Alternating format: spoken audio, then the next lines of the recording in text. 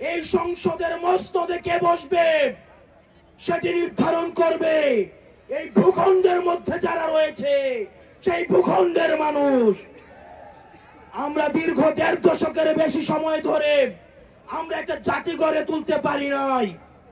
বিভাজনের রাজনীতি আমাদের মধ্যে ইচ্ছাকৃতভাবে জিয়ে রাখা হয়েছে। আমরা স্টেট ডেভেলপ করতে পারি নাই, আমরা নেশন ডেভেলপ করতে পারি নাই। আমাদের প্রতিষ্ঠানগুলো ভেঙে গিয়েছে, আমরা সুশাসন নিশ্চিত করতে পারি নাই।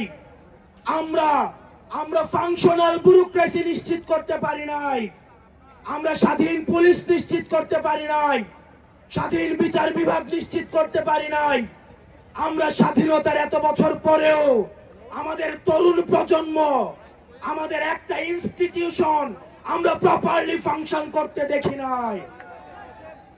আমরা আপনাদের কাছে কমিটমেন্ট দিতে চাই, এই তরুণ প্রজন্ম আমরা ইনস্টিটিউশন গুলাকে প্রপারলি ফাংশনাল করব। আমরা আপনাদেরকে কমিটমেন্ট দিতে চাই, এই বিভাজনের রাজনীতির ঊর্ধ্বে উঠে আমরা একতার রাজনীতি বাংলাদেশে চালু করব। আমরা স্টেট ডেভেলপ করব। আমরা এই ভূখণ্ডের অধিকার আমরা আদায় করতে পারি নাই। আমাদেরকে মাথায় রাখতে হবে, বিদেশের সাথে আমাদের বন্ধুত্বপূর্ণ সম্পর্ক থাকবে, কিন্তু কোনো প্রেসক্রিপশনের সম্পর্ক থাকবে না।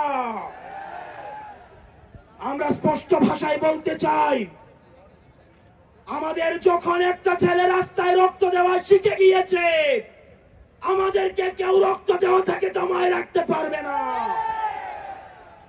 সুতরাং আমরা স্পষ্ট ভাষায় বলতে চাই, আমাদের প্রবীণ রাজনীতিবিদ যারা রয়েছে তাদের অভিজ্ঞতা এবং তরুণদের তেজদীপ্ত এবং অকুত ভয় যে নেচার রয়েছে, সেটার মিথস্ক্রিয়ায় আমরা পরবর্তী বাংলাদেশ বিনির্মাণ করব।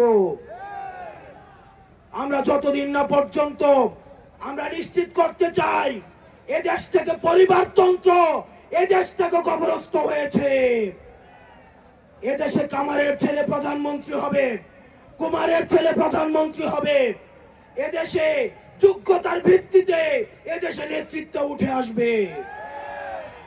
আমরা স্পষ্ট করতে চাই